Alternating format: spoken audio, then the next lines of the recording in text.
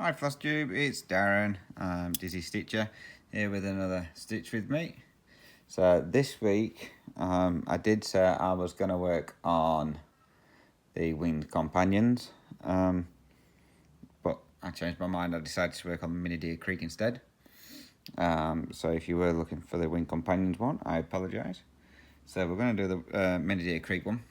I thought I might as well get my stitches done for this week in there. So while we're doing this, grab your stitching if you want to stitch along, and a beverage of your choice.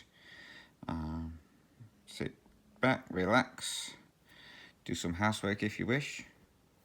You know what that's aimed at. Only joking. And let's get into it. So, as I mentioned last time, I was going to do a tag that I was given. So I'm going to go through the tag first, and then somebody asked me a question in my comments as well, and I said I'll answer that in my next stitch with me, so I'm going to do those as well. So let's do the tag first of all. So there is about 10 questions, so we'll go through and answer those. So again with this one, guys, don't forget I'm doing this 2 over 1/10 stitch, and I'm colour completing per page, so you may see me skipping around a fair bit as I get to the parts that I'm doing. Let me zoom you in a little bit more. There we go, you can see what I'm doing. Right, so first question then is how did I learn to stitch? So this started when I was in middle school, so I'd been about 12, yeah, roughly around about 12 years old. I was off sick with migraines. So whether this was to start with my medical condition that I had, I don't know. But I was off sick with migraines, and I've been off school for a couple of weeks. Backwards and forwards to the doctors and see if they could find out what was going on, why I kept getting headaches. So my brother brought home some cross stitch work from one of my teachers from doing, they call it home ec, but it was just like sewing and then cooking and stuff like that. So he brought home this little design. It was a little mouse with the letter M, and he just showed me what I kind of needed to be doing on it, and then I was off. And I enjoyed doing it, to be fair. Didn't take me long to do. I say it was only a small piece, so it didn't take me long to finish at all. I think it took me maybe a week at the most, maybe even less, can't remember now. So yeah, so that's how I got into, first of all, doing cross stitch. That's how I learned. Nobody ever really told me, or taught me, should I say. I kind of figured it out myself. That's the reason why every now and then I ask questions on my floss tube, because some things I'm not 100% sure of. So that's how I got into that. So the second question, have you ever taught anybody else to stitch? I've tried. One of my friends, I showed them what to do. They did a fair bit of stitching to start with. Lasted maybe a couple of months, and then that was it. They put it down and never picked it up again. So that was back in, I would say, probably 2014. So yeah, so they've not stitched for a fair while.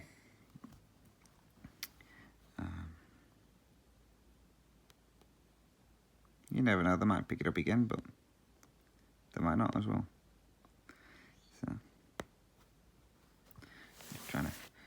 pin stitch this. It's not easy doing pin stitches when you're in the camera.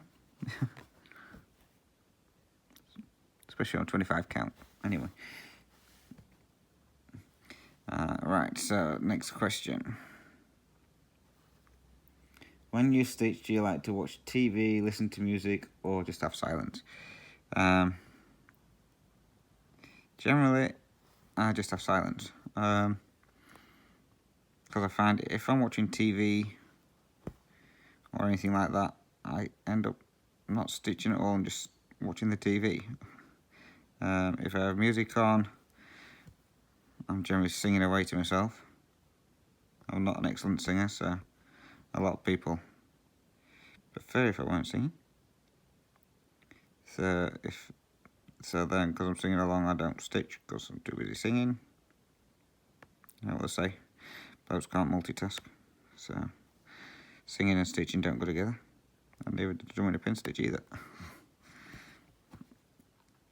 So yeah, so generally I like to have silence. So obviously you can't sort out background noise. So if there's something going off in the background, you've got not much choice there.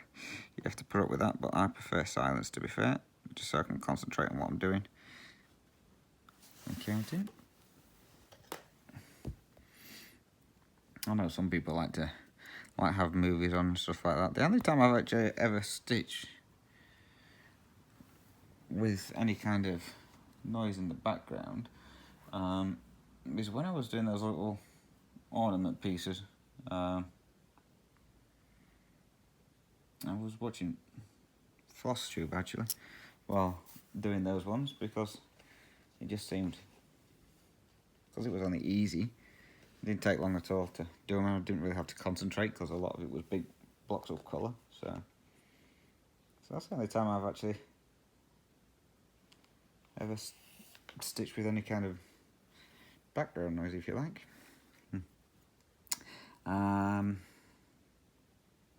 So the next question, when you use a kit, which company or companies do you like best? So, as you know, I've got a couple of kits in mind. Most of them are DMC. My favourite one I've ever used was the custom craft one, which was the big tiger head. The one that's normally my profile picture on my YouTube, that one. So that one, I wouldn't mind trying to see what else they have on there and maybe order another kit from them at some point. I don't know if you can get those over in Australia. I think you can, so I'll have to have a look. So, but at the moment, as you can tell, I'm into my Hades, so who knows? We'll see. I might get another one. I'm going to say I've not really tried many other companies. I'm going to say I just normally, same as how I pick my Hades. I see a kit and it's like, ooh, I like that one. I don't look to see who it's by. So I know a lot of people do the Mill Hill kits and stuff like that. And that obviously has the beading and the perforated papers and stuff like that on them. So maybe one day I might like to try one of those ones. Again, it's seeing what you can find over here in Australia. So we'll see on that one.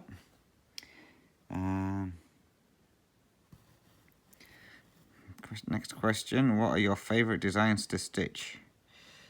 Pretty daft question really for all my designs that I do. But as you can tell, most of my designs are animal related. Don't know why they're animal related, I just seem to be drawn to them.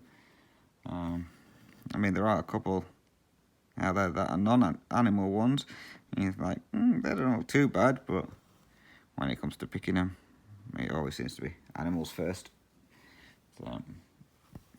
So if you keep seeing where I'm going across, I'm reading these off my phone, and I forgot to change my screen to stop timing out, so it keeps going off. So next one.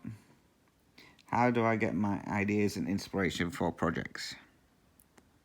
Well, before I started FlossTube, it was just, well, from watching FlossTube really, I used to see people stitching on certain, like, projects, and I was like, oh, I like that one.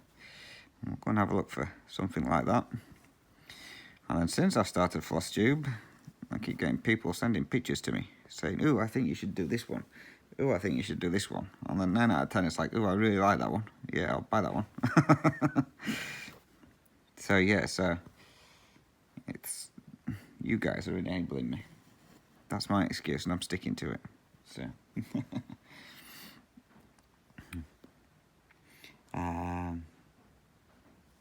next one, how do you store or keep your charts and kits? Well, my kits are stored in those little plastic wallet things that I showed before that I ordered off Amazon. Little zipper pockets, bags, mesh bags, that's the one. So they're all stored in there, which is all my projects that I'm working on. And then most of them have all the floss in them as well for the projects. So I like to try and kit them all up. And I don't have any spare fabric, so all my fabric's used up with my projects that I'm currently working on. So I've got, oh, I'll tell you why, I've got that fabric that my auntie sent me, if you remember showing you those, which was all the different colours. I think it's 14 count Ada, I think, or most of it. Still haven't decided what I'm doing on that yet. Still got to try and find some small full coverage designs. I know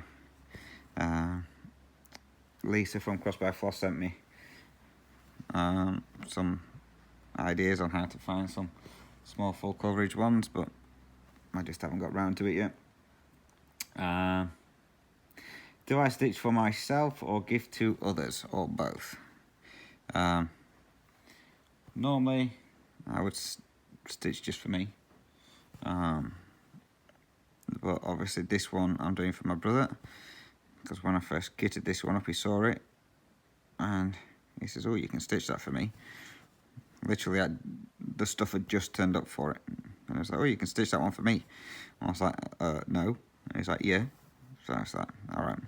So he doesn't know this one's being done for him, so he's going to be getting this one. So to answer that one, stitch for both, for me and to give away, but everything else is mine. I'm not giving any other away.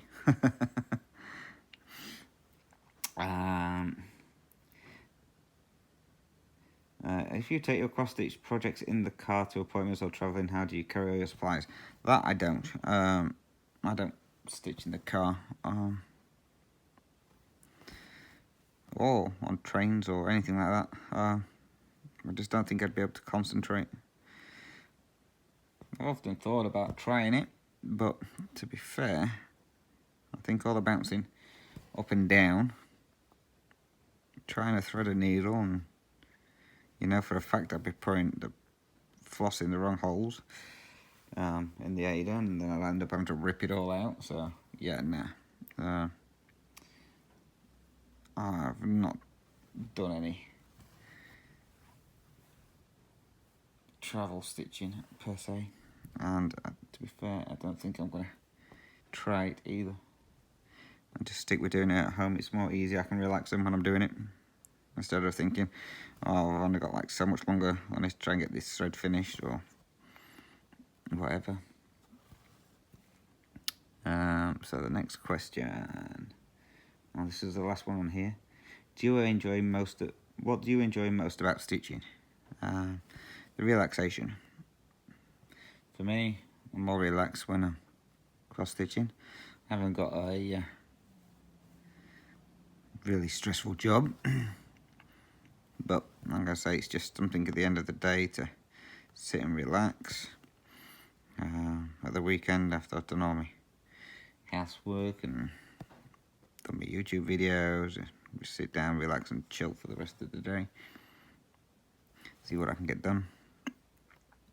So that's what I like most about cross stitching, and seeing the things come to life as well. You know, it's like you stitch on stuff for a bit and you don't see anything while you're stitching, and then you walk away from it, and then you come back, as you're coming back to sit back down and stitch again, you can see the parts that you've done, and it's like, ooh, I can see this, or ooh, I can see that, and materialising. So yeah, so that's what I like achieving out of all that. So I'm just going to mark my charts. 2 seconds.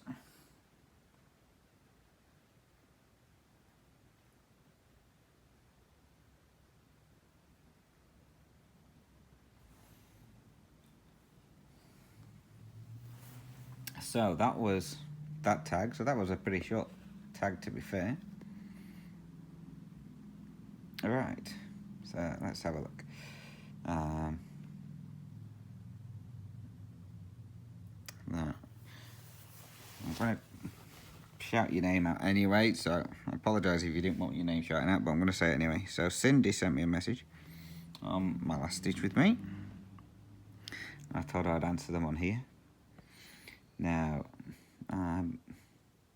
what she wants to know is if there's anywhere over here in Australia where I am in my area where I can simply go and buy all my stitching supplies outright, or do I have to stick to having things shipped in?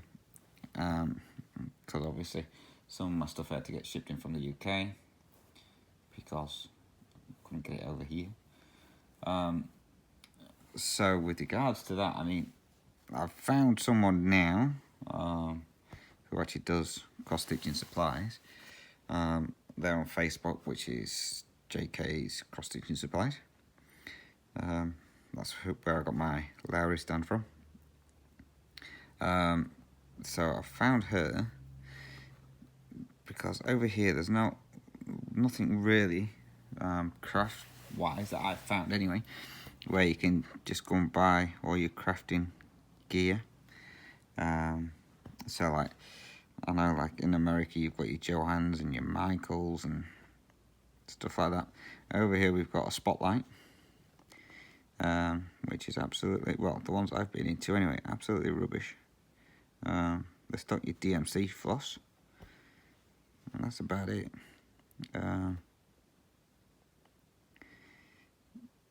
They don't even really have a large selection of like hoops or anything like that, so, or Q snaps. So there's not much really. They mainly sell like all your household stuff really. So like your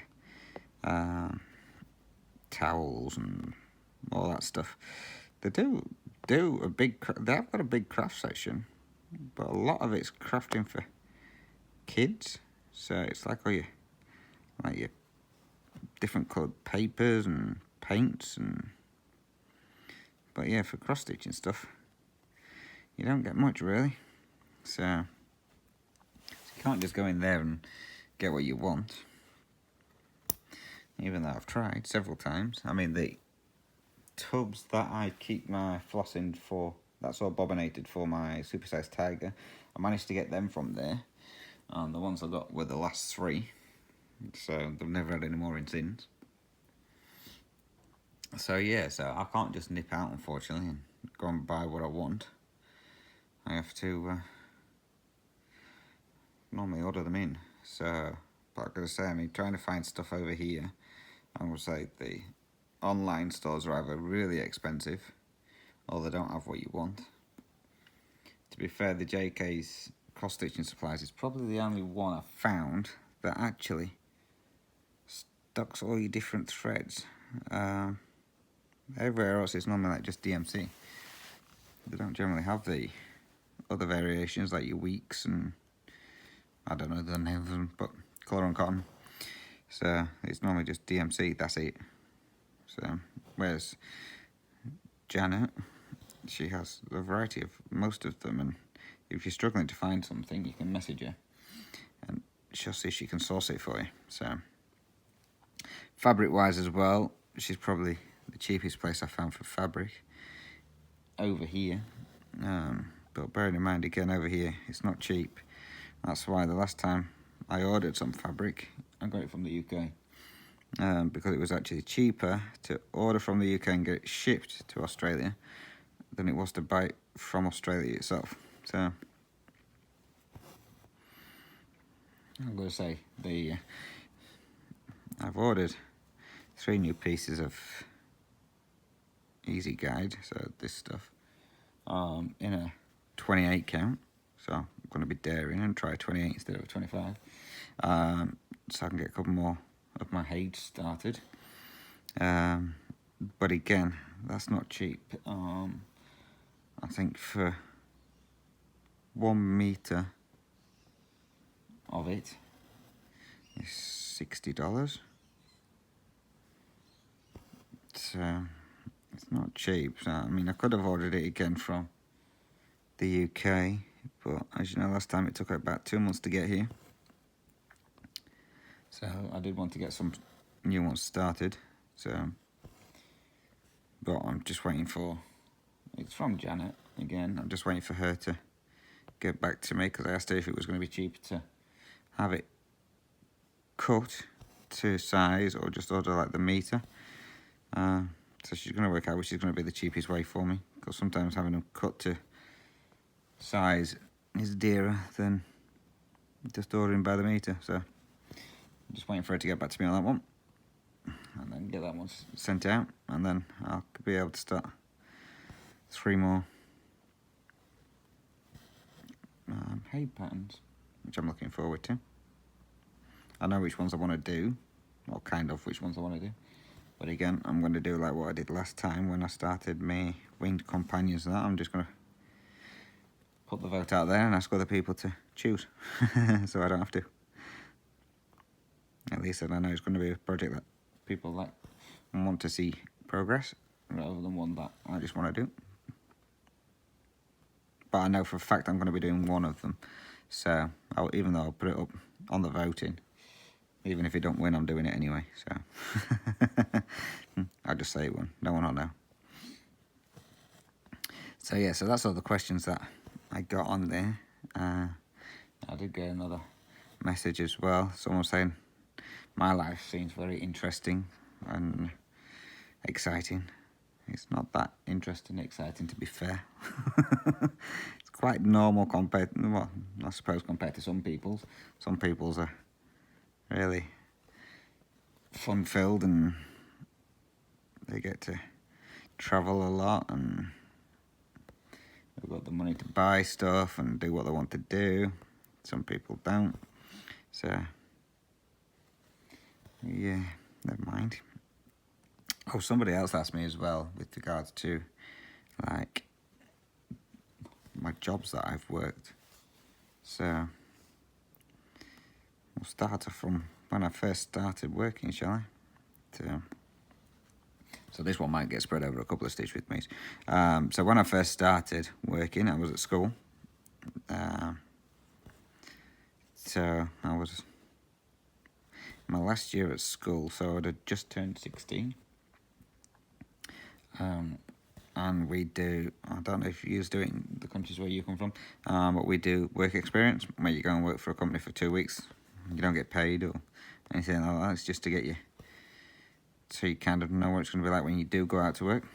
So, because I was interested in doing catering, I went to work for a place called Dana Motel, and I was working in the restaurant section there. So I was only a waiter at the time.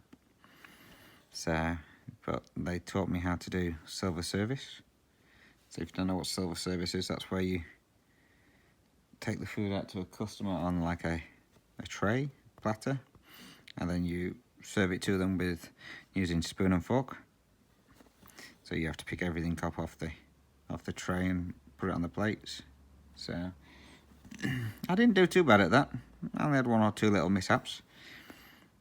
I actually spilt mashed potato down someone's back, but they didn't realise, so I just kind of like walked away. So so they were walking around with for half the night with a big blob of mashed potato on the back, and they never even realised. Peas are a nightmare to pick up with spoon and fork. If you've ever tried it, they were firing off everywhere. They were going across the table, they were going across the floor. Some people are understanding, they'll just sit and laugh at you. Well, with you, should I say. And you're apologising like mad for these peas going everywhere. Some people don't look very impressed. But when they find out like you're only just started and you're only just learning, then some of them are a bit more lenient. So, like I say, with the hotel one, obviously the people that come dining in there are a bit, how would you put it, la-di-da. So they're quite posh. So they don't like food being thrown at them. So that was my first job. And then when I finished my work experience, they then asked me if I wanted to come and work for them on a weekend. So I was like, oh yeah, bit of money, I'll do that. So I used to get paid a whopping £2.50 a week. No, not £2.50. £2.50 an hour, not a week. So I got paid £2.50 an hour, and I used to do 4 hours a day. So sometimes I would work Saturday and Sunday, sometimes it would just be Saturday. So I used to think I was rich, and I used to get £10 a week, sometimes 20, while I was at school. So, but I did have a paper round as well, so I used to do my paper round in the morning, so that used to get me some money.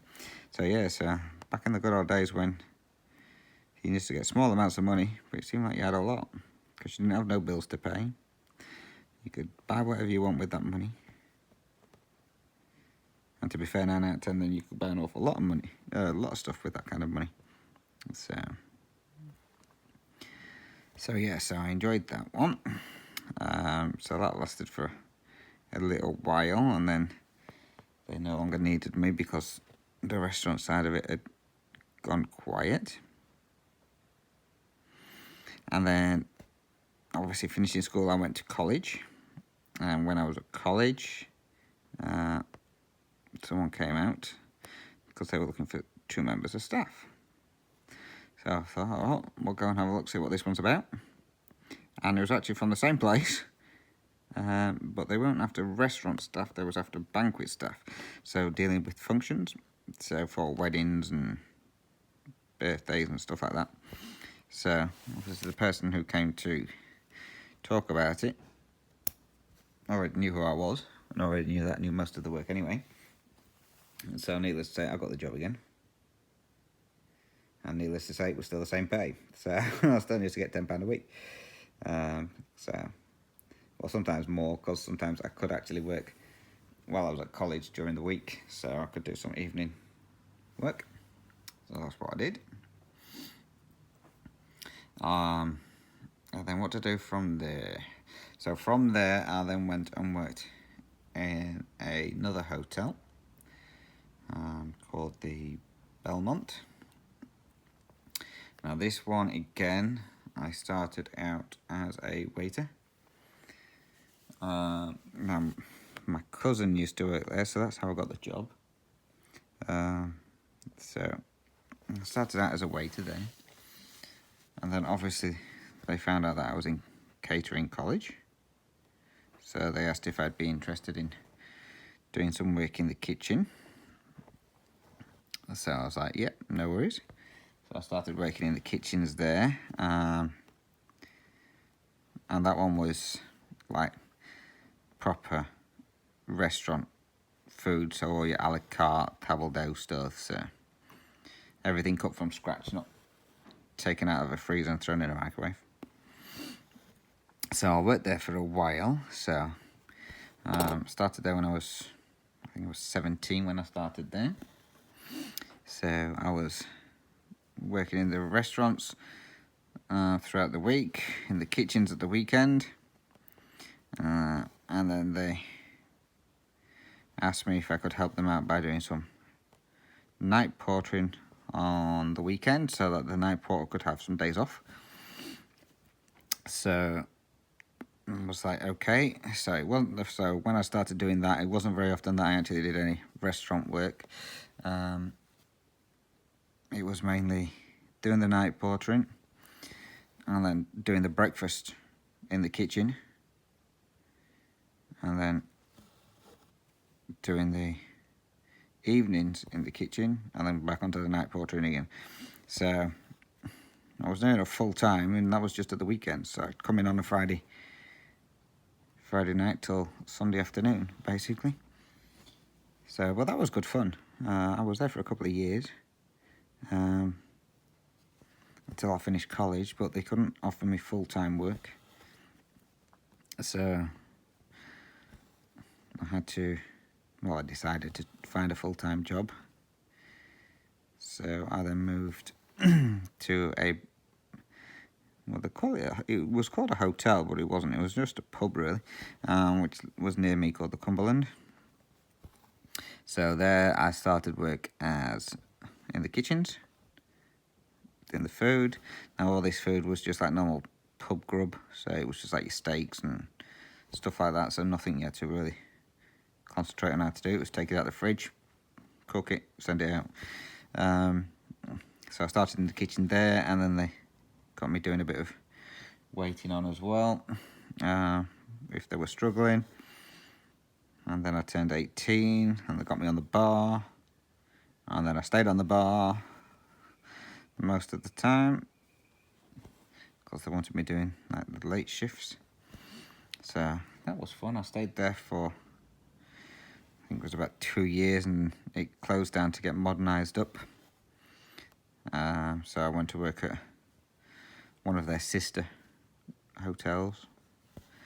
Well, it was all getting done up, and decided to stay at the other hotel instead of going back there. So again, that one, funnily enough, ended up, my cousin was there as well, because he'd transferred from his old job to that one. So I was working with him again. And again, that one was proper restaurant food. So they had 2 sections. They had a bar section for bar food, and then they had proper restaurant food as well. So I was in there doing all the, started in the restaurant part, and then doing breakfast for restaurants, and then I ended up doing bar snacks if they were busy, and then again I ended up working on the bar, and not doing much in the kitchen. So, but it was fun. I enjoyed it, which is the main things. And then from there, where did I go? I went to work in a call centre. The call centre just opened up from the hotel I was working in, and everyone was coming in saying how much money they were making from working there. And this was when mobile phones were just taking off. So it was a company called BT Cellnet that I used to work for. So everyone kept persuading me to go over there, so I went over there, and it was a good job. I enjoyed it. Back in those days, it was really good money working for a mobile phone company, especially if you got new people taking stuff off. So you used to get your bonuses for selling new handsets and adding extras on, and so yeah. So I used to enjoy that. That one was only part-time, so I only used to work 3-4 days a week, but I used to make more money doing that than what I did working full-time in the hotel. So I decided to stay there for a bit. So I was there for, again, I think that was about 2 years. And then I went to work in a place called Blackpool. In Blackpool they have a holiday club, which was called Pontins. It's no longer there now. It got knocked down a couple of years after I left. So the holiday club is, I don't know if anybody else has these, is where you just basically stay there a week, and they have entertainment for the kids and adult entertainment as well. So it was good fun. You don't get paid very much for that, but it was an experience. So I started work there in the restaurant, just clearing the tables away, basically. And then went and worked in the bars and got made, no, never. I went and worked in the conference centre, sorry. So that was dealing with all meetings and stuff like that, so organising the foods and setting the rooms up. That one wasn't too bad, that part, but then I got headhunted by the bar manager and asked me to do a couple of shifts to help them out because they were understaffed. So I used to do a couple of shifts on there, and then he headhunted me and made me a bar supervisor. So I ended up staying in the bar. So I was there for, I think I was only there for about 1.5 years. And then the bar manager left, and his assistant left, and I used to get on really well with those. They were a good laugh. They were actually forced out by the management, and we got some idiot in as new manager, and he was absolutely horrible to work with. I mean, I get on with most people. There's not many people I don't like. I give everyone the benefit of the doubt, but this new manager was a proper, we'll just call him a muppet. He had no clue what he was doing whatsoever. He had no people skills. The amount of complaints he got about him from just the general public, and he still managed to keep his job somehow. So yeah, so he started, I left maybe about a month later, and then about a year later after that I think it shut down. So when I left there, I came back to Yorkshire and worked in another hotel. This time it was just all kitchen work. So again, that one was fun. I enjoyed that one. Making proper food, not packet food. So I was there for, I think I was there for about a year and a half. And then that one shut down for refurbishment. And there was nowhere for me to actually go while it was getting redone up. So I was out of work, really. So I had to find another job. So I got another job, and this one was working for car insurance. So there was a new car insurance company being launched. So I went to work for them. Again, that one was just going to be a stopgap, and it was only until I found another catering job. So this stopgap turned into working there for 8 years. Yeah, so 2002 to 2010. So yeah, but I enjoyed that. That one was interesting. You used to get a lot of people complaining over the silliest little things. I can always remember one person was complaining. It was the last thing at night. Everybody had gone home. The manager, before he left, asked if I was all right or if he needed me to stay, and I was like, no, it's fine. I was only doing a quotation for changing someone's vehicle over. So the manager went, and then he started kicking off and wanted to speak to a manager. I said, there's no managers here, mate. I said, so you're just going to have to deal with me. There's me and the cleaners, that's it. But he wanted a manager. He went, that's fine, I'll stay on the phone until the manager comes on. I was like, well, you're going to have a long wait, mate, because they're not going to be back for another 12 hours. I was like, that's fine, I'll hold. If you want to hold for 12 hours, that's your problem. I ain't, I'm going home. So we agreed to disagree on that one. It took me 40 minutes to get him off the phone. But I got him off the phone in the end. So yeah, he was a right idiot, him. It's like no one's got anything better to do than deal with that at like 9 o'clock at night. So yeah, so I was there for, a fair while there. Used to look after the teams. Then I got headhunted for a different section in there to go and help out because they were snowed under. So I ended up doing like admin work in the end.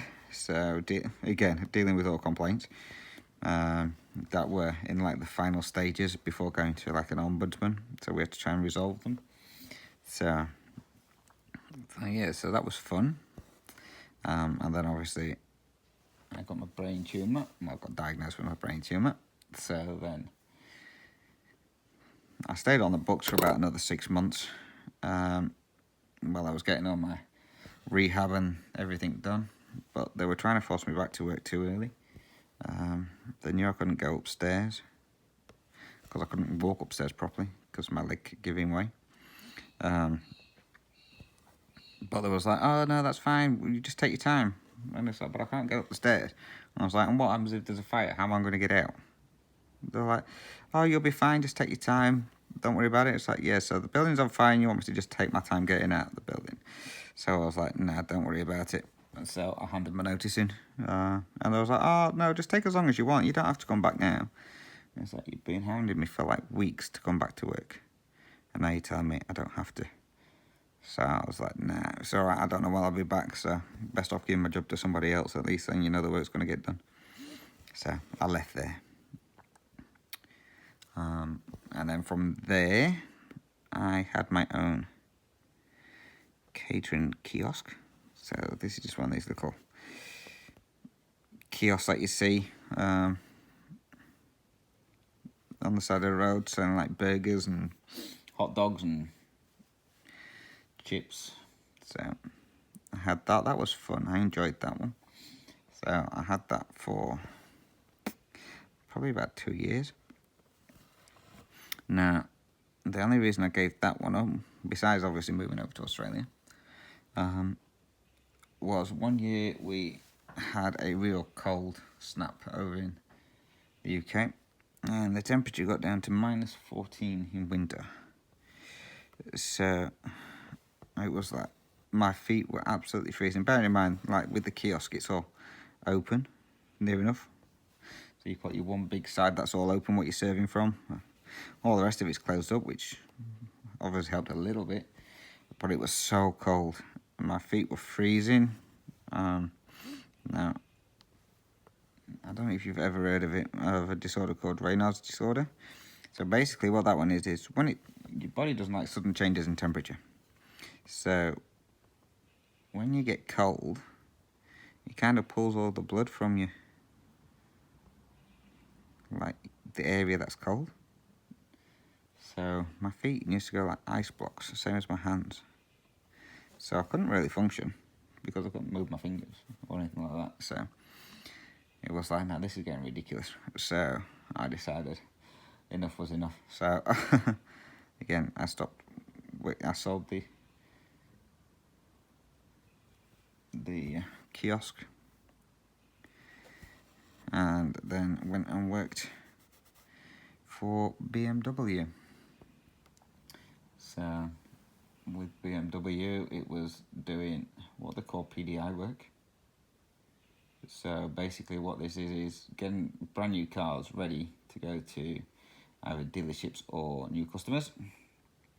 So it was like putting the number plates on the cars, getting them all set up, setting the tyre pressures. The cars would come in what we call transport mode, so you couldn't use them, you could drive them and that was it. None of the features worked on them. So it would be a case of getting those taken out of transport mode so that people could drive the cars. And so I started off by putting the number plates on the cars. That was a very boring job. And then I moved on to doing the computer side of it. And I was there for about 6-7 years. 6 years I was there. I used to enjoy it. I ended up being the team leader for the after shift.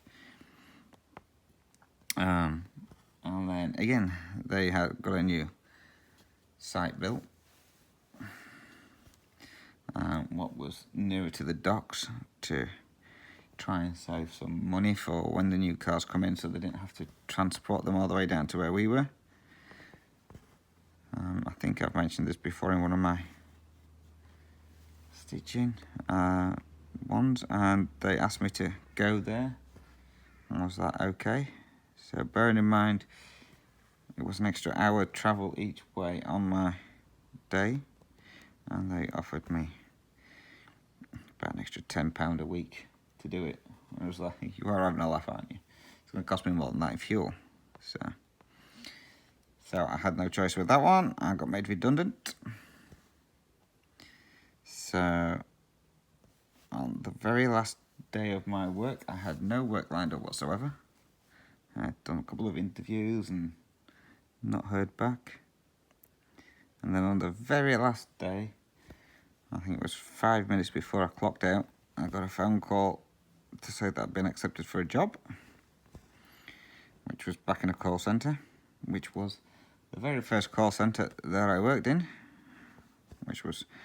but they were no longer doing just the mobile phones, they were doing the internet, the TV packages, mobile phones. So it was back there. So I thought, well, I enjoyed it there last time. It was good. I could earn some good money. Boy, had things changed from when I went back. It was horrible.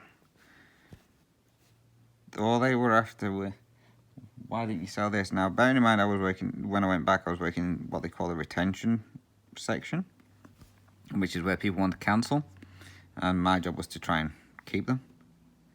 So obviously, when you're trying to keep people, you give them discounts and give them the best options possible. And it's like, why did you just reduce their bill by like £20 a month when you could have added this, and this on it and bumped their bill up by this much? And it's like, seriously? And it was absolutely horrible to work for. All the company were bothered about was how much extra money they could get coming in. And I was like, you've just cost the company so much money. It's like, well, actually, I've just saved the company so much money, because if I hadn't to save this customer, they would have left. So instead of getting £60 a month off them, you would have been getting nothing. So, but they couldn't understand that. They were just so money greedy. So yeah, so I couldn't wait to get out of there. I'm going to say, and then when I found out I was able to come over to Australia, I was like, I couldn't wait. You couldn't see me for dust coming out of that building, especially on the last day. I was like, oh, you need to stay on till the end of your shift. You're not allowed to come off early or anything like that. Watch me. So I think I knocked off about an hour early on my last day. It gets to a certain time of night at that place and everyone just starts phoning and complaining. And I was like, no, I'm not dealing with these at this time of night. So I was like, I'm going home. So I left. Yeah, needless to say, I won't be going back there again. Then obviously I came over here and worked in, my first job I got was working in a petrol station, because that was the only place I could get a job. And that was interesting, to say the least. Now, over in Australia, you get a fair few people who like to do what they call fuel runs. So basically, they fill the car up, get in the car and drive off. They don't pay for it. So I'm assuming this happens in most places. So yeah. So it only happened to me. Well, I had one person once who filled the car completely up and then drove off. And then I think it was either the day after or the day after that, somebody else turned up. And I sat looking there and I was like, that registration looks familiar. So I pulled out the logs from when the first person did the fuel run, and it was the same registration but a completely different car. So they were obviously switching number plates, and they just got one set of number plates for all the cars for while they do the fuel runs. So that was fun. So I stopped his fuel so he couldn't get anything. He didn't like that, and he just walked off. He didn't even rush. He just walked off, got in his car and went. So needless to say, he got caught, because when I moved to my job that I'm in at the moment, I had the police call up and come and visit and said that they'd caught this guy, and they just wanted to confirm that it was the guy who had been stealing the fuel. So that's all I know. Whether he got the book thrown at him or not, I have no idea. So, but yeah, and then, as I say, I'm now in my current job, which is so monotonous, it's unbelievable. You're doing the same thing over and over again, which I don't mind doing, but if you had a bit of variation every now and then in it, but no, it's just the same. So I've been there for a year, so I'm hoping to get back into my accountancy, so I need to work out on that one, how I'm going to do that. I need to look at the colleges and that over here, see if they do some kind of night course, so I can get back into that. So hopefully I can. Now obviously over in Australia their summertime is towards the end of the year, so they'll be getting ready for their end of school term soon.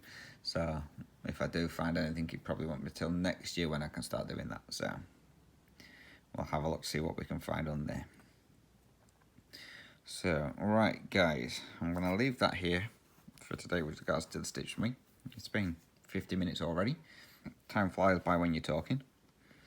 So again, if you've got any questions or comments, then feel free to drop those down below. Any ideas on any future Stitch with Me's that you want to see me work on? Obviously, the next one I'm going to do is going to be on the wing companion, which should have been this week's one. So I'm going to do that one next week and get a bit of work putting on that one. But then after that one, yeah, if you any ideas of which ones you want to see me work on, then just let me know. I'm going to continue working on this one after I finish sorting out the video. Get some more work put in here.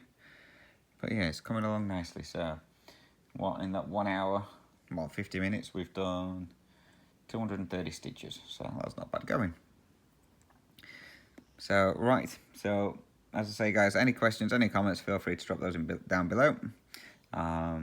Stay safe, happy stitching, and I will catch you in my next video, which should be next weekend, with my general update. All right, catch you later, guys.